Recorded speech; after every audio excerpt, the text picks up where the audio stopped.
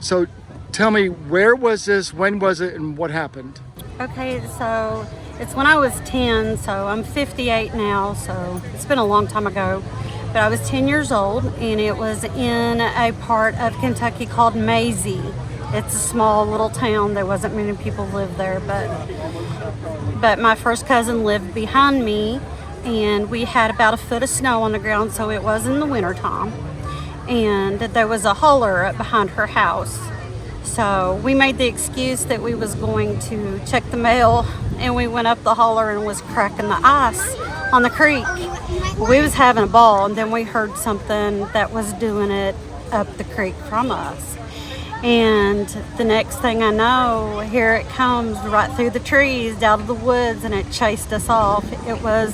It looked just exactly like your picture. Every other depiction of Bigfoot that I've seen, I'm just like, no, he don't look like an ape. No, he don't look like a gorilla. He looks more like a Neanderthal, just like what you have depicted.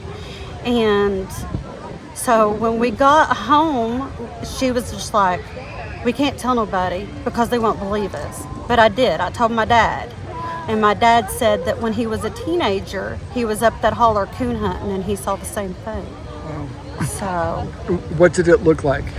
it was probably at least 7 foot tall. Probably, I don't know, maybe 4 foot wide, covered with dark reddish brown hair, and that was all matted, and it had like a big brow that kind of protruded, and its mouth was open because it was growling at us and roaring or whatever it does, and its teeth were rotten. They were yellow and brown teeth, so it scared us half to death. And I just saw her not too long ago, and we was talking about it, and she said, nobody believes me. I said, nobody believes me either. So even my husband don't believe me. He said I'm crazy. So This was your cousin? yes, my first cousin. Do you think she would share her story too? Yeah, but she lives in Bainbridge, Ohio. Okay, well, I could do it remote, maybe get a remote video. How close did the Bigfoot get to you? Oh, it's probably about as far as from me to you. Oh, that close? Yes, that close. Did it touch you guys? No, it did not touch us. We ran. You ran. And how old fast were as you we girls could. again? 10. 10. And did it try to reach out and touch you? No, it was just like this.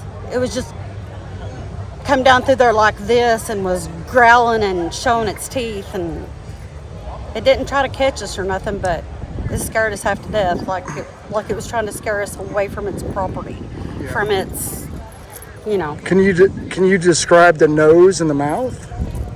The nose and the mouth, I mean, it's just like what I said before. It was sort of like Neanderthal.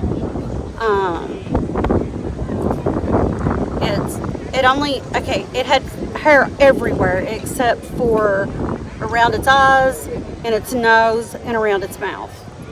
And the rest of it had hair everywhere. But its nose was kind of wide and the brow stuck out. So, yeah. What about the eyes? Oh, the eyes were just like red, piercing eyes.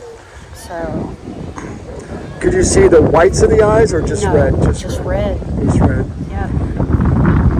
And then the skin color. What color was the skin? It's really hard to tell because it looked like it was dirty. It was lighter than the rest of its body, but it did look like it was dirty too. Yeah. So When you told your family when you got home, what did your parents say? Mom said that I was crazy. Everybody else said we was crazy except my dad. He believed me because he said he saw the same thing when he was a teenager. So Well, in the same place. same. So yeah, And this little town, what county is that? Lawrence. Lawrence County. Okay. Well, awesome. Thank you so much for sharing that story. You're very welcome. It's glad to finally tell somebody that believes me.